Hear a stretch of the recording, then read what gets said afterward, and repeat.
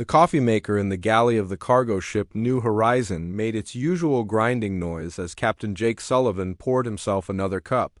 He had been awake for 16 hours straight, watching the mining operation near Asteroid Cluster 7 Alpha. The work was boring but necessary. Earth needed the rare metals hidden in these floating rocks. "Captain, we have something odd on the scanners," called Lisa Shun from the communications station. Her voice carried that tone Jake had learned to recognize after 5 years of deep space cargo runs. Something was different out there. Jake walked across the small bridge, his magnetic boots clicking against the metal floor. The New Horizon was not a fancy ship. She was built for work, not comfort. Every surface was practical gray metal, and every system made noise when it ran. But she was reliable, and in the deep black between planets, reliable was more important than pretty. "What do you have, Lisa?" Jake asked, looking over her shoulder at the scanner display.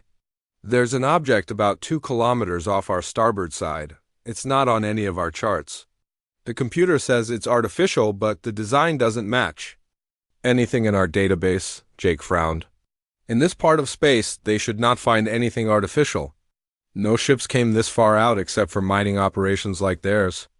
And this was human space, claimed and mapped by Earth's government over 50 years ago. Ben, can you take a look at this?" Jake called to the engineering station. Ben Martinez looked up from his repair work on the mining laser. He was a big man, with careful hands, the kind of engineer who could fix anything if you gave him enough time and coffee. "Sure thing, Captain. Let me run a full spectrum scan." The three of them watched as Ben's scanners painted a picture of the unknown object. It was roughly cylindrical, about 50 meters long, with strange curved sections that seemed to flow into each other. The metal was dark and smooth, unlike the rough industrial design humans used for their ships. "It's definitely not human," Ben said, adjusting his scanner settings. "The materials are some kind of alloy I've never seen. And look at this energy reading." Jake studied the display. There was a faint power signature coming from the object, but it was weak and irregular, like a dying battery. "How long do you think it's been out here?" "Hard to say," Ben replied. "Could be decades, maybe longer. Whatever it is, it's running on backup power." Lisa turned in her chair to face the captain. "Should we report this to Earth Command?" Jake thought about it. Earth Command would want them to secure the object and wait for a military ship to arrive. That could take weeks, and they had a delivery schedule to keep. The mining corporation that hired them did not like delays. "Let's take a closer look first," Jake decided. "Ben, can you use the mining laser to scan it more carefully? Maybe we can figure out what it is before we call it in." Ben nodded and began adjusting the laser controls. The mining laser was designed to cut through asteroid rock, but it could also be used as a high-powered scanner.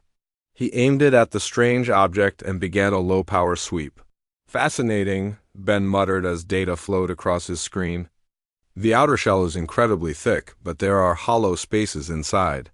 It looks like there might be some kind of chamber in the center." "Any signs of life?" Jake asked. "No, nothing living, but there are definitely active systems inside. Very low power, but still running." Lisa was monitoring communications while the men worked. "I'm not picking up any transmissions from it.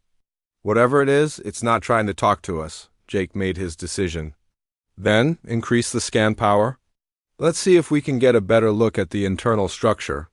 Ben adjusted the laser settings, increasing the power by 20%. The beam struck the object's surface, and for a moment nothing changed. Then something unexpected happened. The dark metal began to change color, shifting from black to a deep blue. Lines of light appeared along its surface, forming patterns that seemed to pulse with their own rhythm.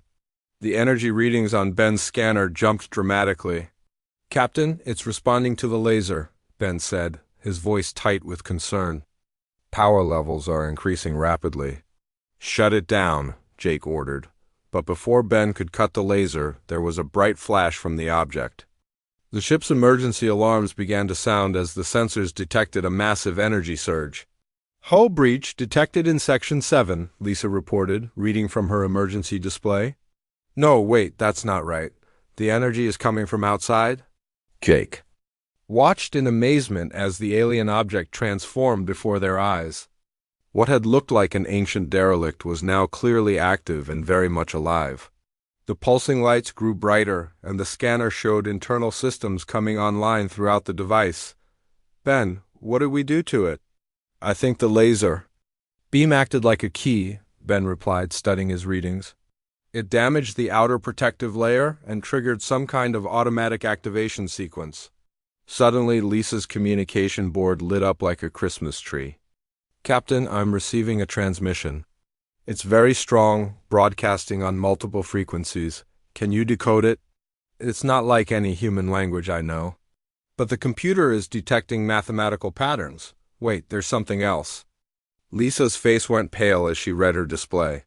Captain, this signal is being transmitted on the old Earth Defense Network emergency frequency. Jake felt his stomach drop. The Earth Defense Network frequency was reserved for military use only. Any signal on that channel would be automatically routed to every human military installation in the solar system, and the computers would interpret any unknown signal as a potential threat. How long until Earth receives the transmission?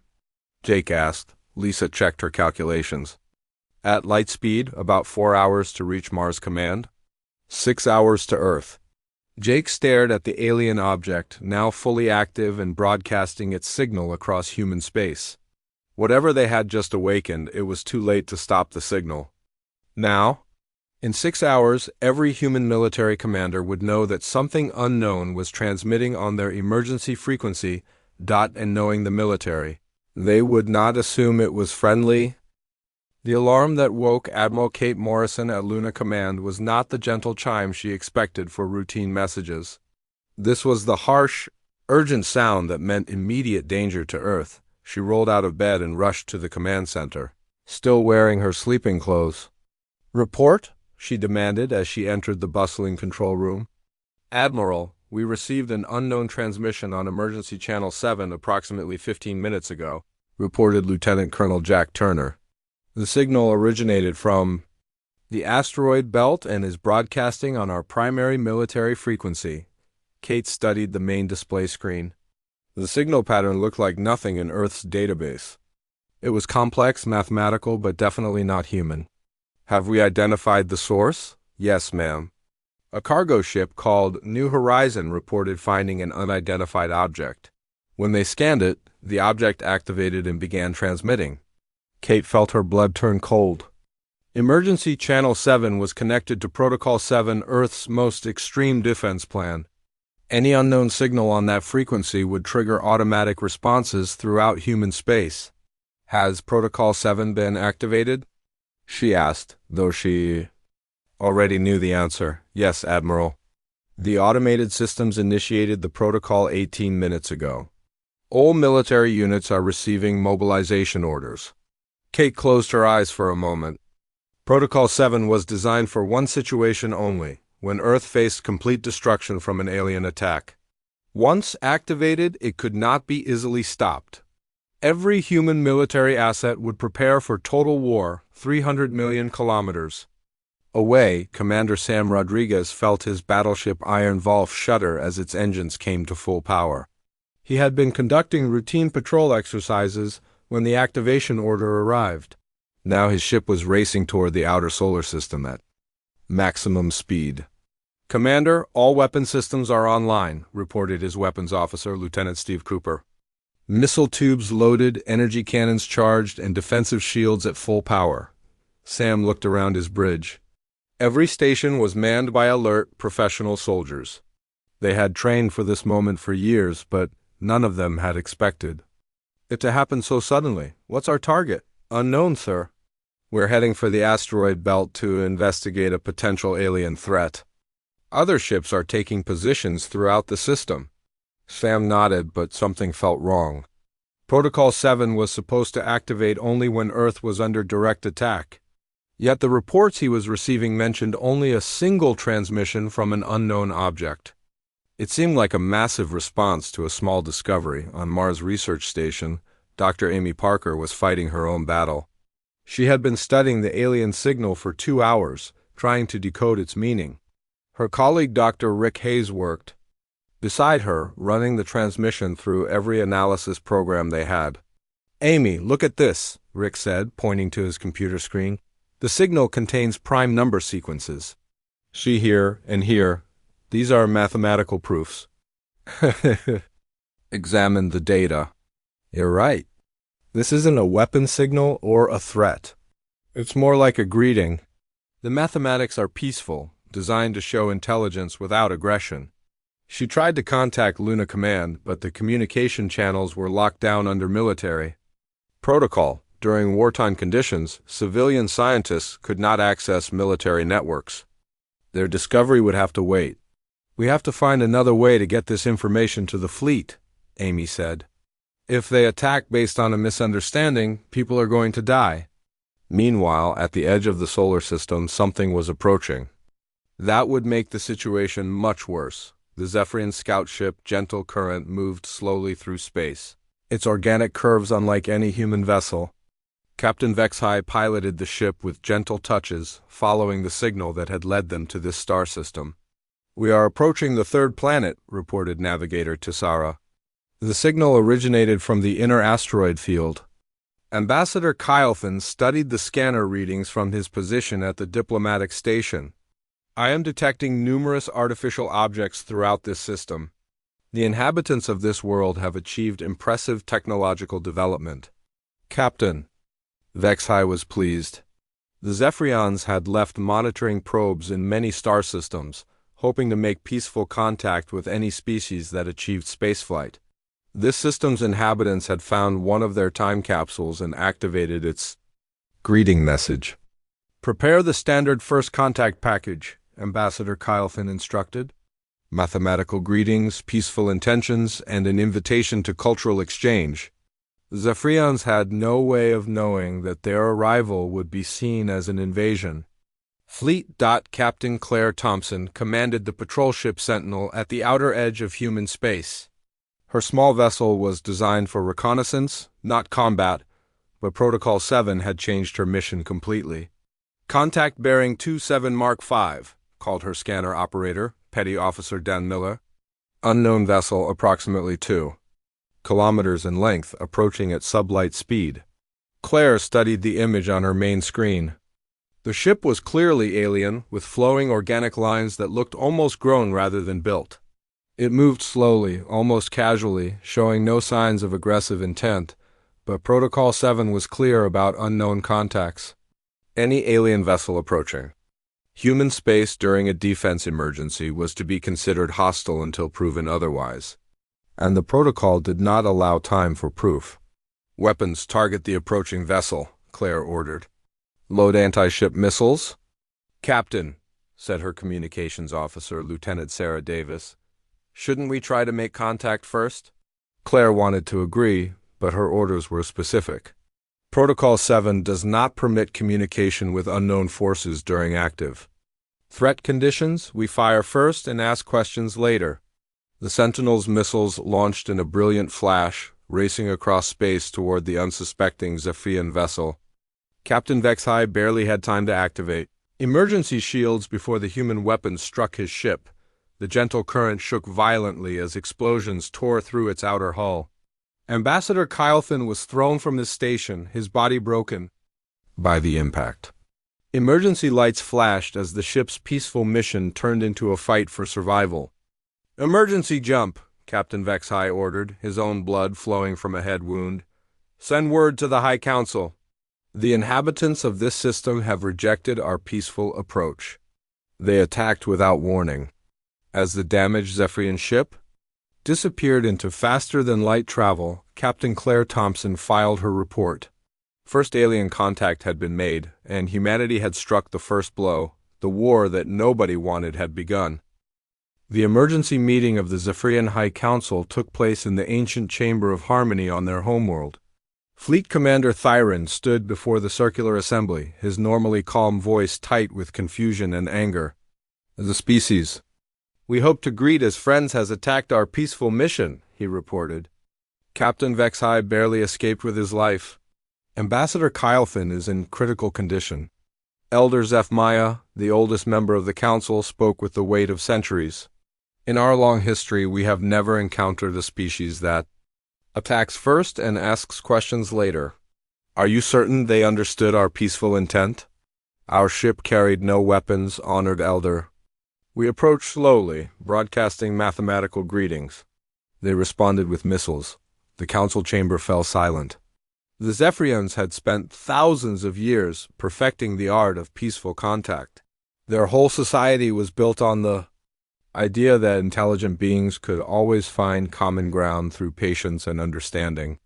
"What do we know about these humans?" asked Commander Thyron.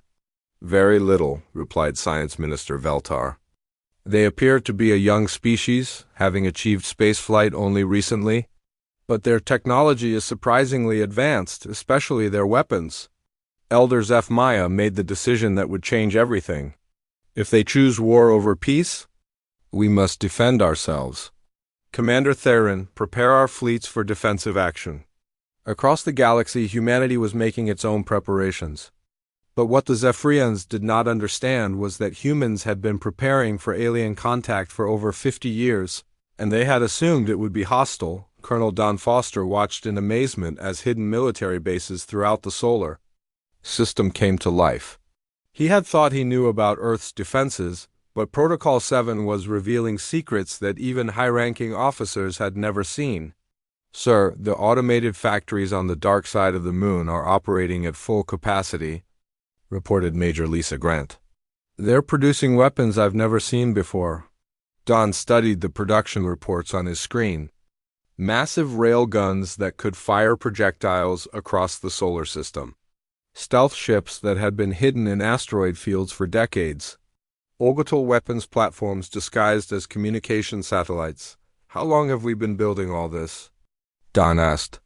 "According to these files, since the 2040s, Lisa replied. "After the first radio signals from space, Earth's government decided we needed to be ready for anything." On the factory moon of Titan, General Grace Miller oversaw the activation of humanity's secret weapon production. The moon's surface split open to reveal massive manufacturing centers that had been hidden beneath ice and rock for decades.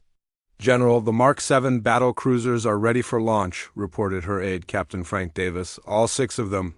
Grace nodded, but felt troubled by what she was seeing. Earth had been preparing for war with aliens for so long that they had forgotten to prepare for peace. Every plan, every weapon, every strategy assumed that first contact would mean conflict. "How many ships will we have available for combat operations?" she asked. "Over 200 major vessels, plus support craft. The enemy won't know what hit them." But Grace wondered if the enemy even wanted to fight. Dr. Amy Parker had been trying for hours to reach someone in the military who would listen to her analysis of the alien signal. Every communication channel was blocked by wartime security protocols. Finally, she remembered an old friend from her college days. "Rick, do you still have contact information for Grace Miller?" Amy asked her research partner, Grace Miller, from the Academy. "I think so. Why?" "She's a general now in charge of orbital defense. Maybe she listened to what we've discovered." Rick found Grace's personal communication code, one that bypassed military security. Amy sent her message with shaking hands, knowing it might be humanity's last chance to avoid a terrible mistake on her command ship. Grace Miller received Amy's message just as the first reports arrived of alien ships entering the solar system. She read Amy's analysis quickly, her face growing pale as she understood what had really happened. "Captain Davis, get me Admiral Morrison at Luna Command immediately," Grace ordered. "Ma'am, the first alien fleet has been detected near Jupiter." 60 ships, moving in formation toward the inner system? Grace felt her heart sink. Even if Amy was right about the signal being peaceful, it was too late now. Both sides had mobilized for war, and ships were already moving into combat positions. The Zephyrian fleet approached Jupiter with careful precision. Fleet Commander Theron had never led ships into battle before. His people had fought only defensive wars in their distant past, and those were against primitive enemies who used simple weapons. "Commander, we are detecting multiple human vessels in this area," reported his sensor officer. "They appear to be waiting for us." Thyron studied the tactical display. The human ships were positioned in attack formations around Jupiter's moons. Their weapons were powered and ready. There would be no peaceful discussion this time. Prepare defensive systems, he ordered. Try to minimize casualties on both sides. But the humans had no intention of minimizing anything. Commander Sam Rodriguez watched the alien fleet approach on his main screen. The enemy ships were beautiful in their organic design, but beauty would not save them from humanity's weapons. All ships, this is Iron Wolf Actual, Sam broadcast to the human fleet. Target the largest vessels first. Use maximum firepower. We end this quickly. The battle for Jupiter began with a massive exchange of fire that lit up the space around. The gas giant. Human missiles and energy beams struck Zephyrian shields, while alien defensive systems tried desperately to protect ships that had never been designed for this kind of warfare. Dr. Amy Parker watched the news reports from her research station, tears streaming down her face. The first interstellar war in human history had begun because of a simple misunderstanding, and now people were dying in the cold darkness of space. We have to keep trying, Rick said, putting a hand on her shoulder. Someone has to stop this before it gets worse. But as the battle raged near Jupiter, both species were learning that stopping a war was much harder than starting one. The battle near Jupiter lasted only 20 minutes, but it changed everything both species thought they knew about each other. When the shooting stopped, 12 Zephyrian ships were destroyed or badly damaged. The human fleet had lost only 2 vessels. Fleet Commander Thyron stared at his tactical display in shock. His people had fought wars before, thousands of years ago, but nothing had prepared them for humanity's ruthless efficiency. The humans attacked with coordinated precision, using weapons that seemed designed specifically for space combat. How did they develop such advanced military technology so quickly? Asked his tactical officer, Sub-Commander Velos. Our intelligence suggested they only achieved spaceflight 50 years ago. I do not know, Thyron replied, watching rescue ships collect survivors from his damaged fleet. But we clearly underestimated their capabilities. On the human side, Admiral Kate Morrison was asking similar questions. The reports from Jupiter painted a picture that disturbed her deeply. The alien ships had fought defensively, trying to protect themselves rather than destroy human vessels. Their weapons seemed designed to disable rather than kill. Admiral, the alien fleet could have caused much more damage, reported Captain Tony Black from the battleship Thunder. They had clear shots at our command ship, but chose to target our weapons instead of our crew compartments. Kate studied the battle recordings on her personal screen. The enemy had fought like they did not want to be there, like they were being forced into a conflict they never wanted. It made her wonder what humanity looked like from the other side. 3 days after the battle, Captain Jake Sullivan received an encrypted message from Dr. Amy Parker. She had finally managed to contact him through civilian channels, bypassing military security. Jake, I need your help, Amy's message said. The object your crew found? It's not what we thought? Can you meet me at Ceres Station? This is important. Jake looked at his crew. The New Horizon had been ordered to stay in the asteroid belt, away from the fighting.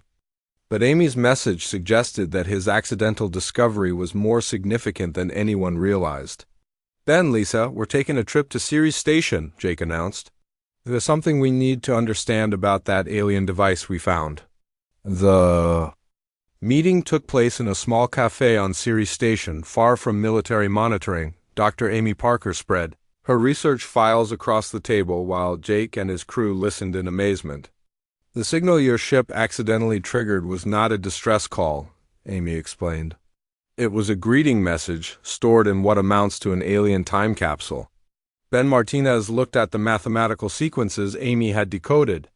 You mean it was trying to say hello? More than that, Amy continued.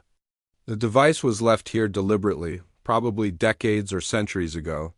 It was waiting for a spacefaring species to find it and activate it. The signal contained star maps, mathematical proofs, and what appears to be an invitation to peaceful contact. Lisa Chun felt sick to her stomach. So when we accidentally damaged it with our mining laser, it started broadcasting a welcome message on our military frequency. Exactly. And because the message was on Channel 7, our automated systems interpreted it as a hostile signal and activated Protocol 7. Jake leaned back in his chair, trying to process what he had learned. So this entire war started because we used the wrong frequency? Amy nodded sadly. The aliens, whoever they are, have been trying to make peaceful contact. But our response was to mobilize every weapon we have and attack their ships on sight. Meanwhile, aboard his flagship, Fleet Commander Thyron was receiving his own disturbing intelligence reports. His science teams had analyzed the wreckage from the battle and made discoveries that shook his understanding of the human species. Commander, the human weapons show clear signs of long-term development, reported Chief Scientist Marthick. These are not hastily built defensive systems. They have been preparing for interstellar warfare for decades. How is that possible? Thyron asked. They have had no contact with other spacefaring species. That is what makes it so troubling. They built these weapons based on the assumption that any alien contact would be hostile. Their entire military doctrine is designed around the idea. That piece is impossible, the revelation horrified Thyron. His people had spent millennia learning to resolve conflicts through discussion and compromise. The idea of a species that prepared for war before even meeting their neighbors was almost incomprehensible on Earth. Admiral Kate Morrison was having similar thoughts as she reviewed humanity's military preparations. Protocol 7 had revealed the true scope of Earth's paranoid planning, and she was beginning to question whether her species had become the very threat they feared meeting. How many weapons platforms do we have hidden throughout the system? She asked her aide, Commander Robert Hall. Over 300 major installations, plus mobile fleets? We've been building them continuously since the 2040s when we first detected radio signals from deep space.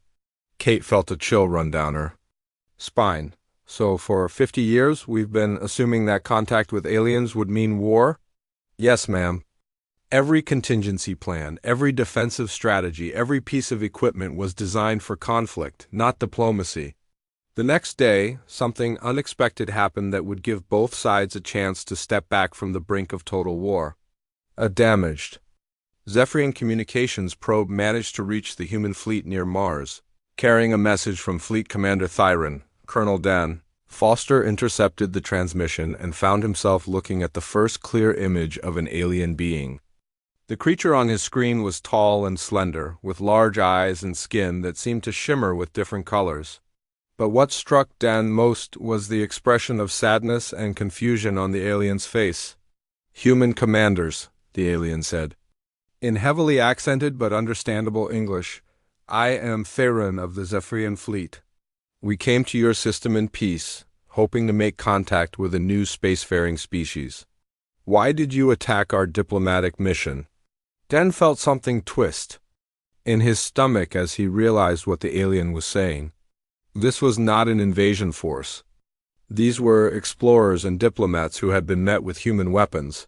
Instead of human words, he forwarded the message to Admiral Morrison with a note that would change everything. "Admiral, I think we made a terrible mistake, but even as both sides began to understand the truth, the momentum of war was hard to stop.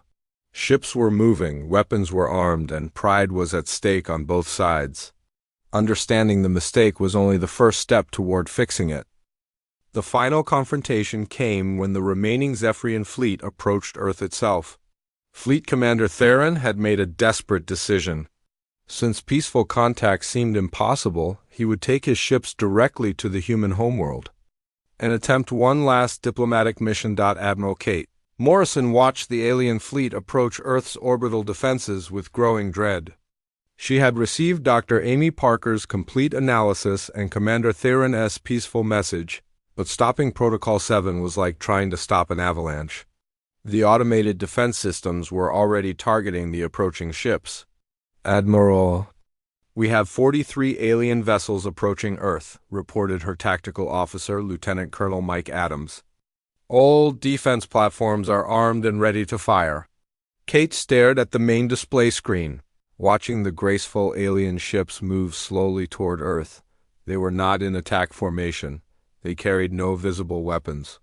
But Earth's defenses would destroy them long before they could explain their peaceful intentions. "How many weapons do we have aimed at them right now?" Kate asked quietly. "Over 200 orbital platforms, plus the lunar defense grid and 3 battle fleets. They cannot possibly survive our opening salvo." Kate made the hardest decision of her military career. "Stand down all weapons. Do not fire unless I give a direct order." "Admiral, that violates Protocol 7, her aide protested. "I am changing." "Protocol 7, Kate replied. "Send a message to all units. We will not fire first this time." On his flagship Harmony's Voice, Fleet Commander Theron received an unexpected transmission from the human admiral. The woman on his screen looked tired and sad, but her voice was clear and determined. "Commander Theron, this is Admiral Morrison of Earth Defense Command. We have discovered that our conflict began due to a terrible misunderstanding. We wish to speak with you about ending this war before more lives are lost." Theron felt hope for the first time since the fighting began. "Admiral Morrison, I accept your offer to talk. We never wanted this conflict." The meeting took place aboard a neutral station halfway between Earth and the Zephyrian fleet. Admiral Kate Morrison and Fleet Commander Theron sat across from each other in a small conference room, with Dr. Amy Parker and Captain Jake Sullivan presenting their evidence about the original signal. "The device your crew found was called a greeting beacon," Theron explained through his translator device. "We left many of them throughout the galaxy, hoping to make peaceful contact with new spacefaring species." Jake felt the weight of responsibility on his shoulders. "When our mining laser damaged the outer shell, it activated the beacon's welcome message, but we didn't know what it was." Amy showed her analysis to both commanders. The beacon was designed to broadcast on whatever frequency it detected from the species that found it. Unfortunately, it detected our military emergency channel and used that frequency. Admiral Morrison studied the peaceful mathematical messages that the beacon had been transmitting. "Our automated systems interpreted this as a hostile signal and activated our most aggressive defense protocol. We responded to your attack on our diplomatic ship with military force," Theron admitted. "But we never understood why you fired on us without trying to communicate first." The truth was more complex and more tragic than either side had imagined. Humanity had spent 50 years preparing for hostile alien contact, building weapons and strategies based on the assumption that any alien species would be dangerous. The Zephyrians had spent thousands of years perfecting peaceful diplomacy, unable to imagine a species that would attack before attempting communication. "My people have never encountered a species like yours," Theron said carefully. "You have achieved remarkable military capability in a very short time. Your weapons are more advanced than those of species that have been spacefaring for centuries." Admiral Morrison felt ashamed of what humanity's preparations revealed about her species. "We built those weapons out of fear. We assumed that any aliens we met would be hostile, so we prepared for war instead of peace. And we assumed that any intelligent species would choose discussion over violence," Theron replied. "We were not prepared for your military response." Over the following weeks, both species worked together to understand what had gone wrong and how to prevent similar tragedies in the future. The process was painful, as both sides had to confront uncomfortable truths about themselves. Captain Jake Sullivan and Dr. Amy Parker established a joint research station where human and Zephyrian scientists worked together to study other alien signals in the galaxy. Their mission was to prevent future misunderstandings by developing proper first contact protocols. "We're creating a new type of beacon," Amy explained to Jake as they watched human and alien engineers working side by side. "One that will clearly identify itself as peaceful and request communication before broadcasting on any frequency." The war had lasted only 3 weeks, but its effects would last much longer. Humanity had to confront the fact that their paranoid preparations had made them the aggressive species they had feared encountering. The Zephyrians learned that not all intelligent life shared their peaceful nature and began developing better defensive capabilities. Admiral Morrison and Fleet Commander Thyron established the Sol Zephyr Accords, the first interstellar peace treaty in human history. The agreement included provisions for shared exploration, cultural exchange, and joint defense against genuine threats. "We cannot undo the damage we have done to each other," Admiral Morrison said at the signing ceremony. "But we can ensure that future contact between our species leads to friendship instead of war."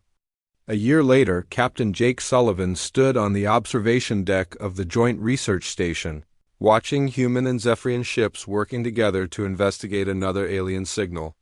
The new beacon they had discovered was clearly marked as peaceful, using protocols developed from their tragic experience.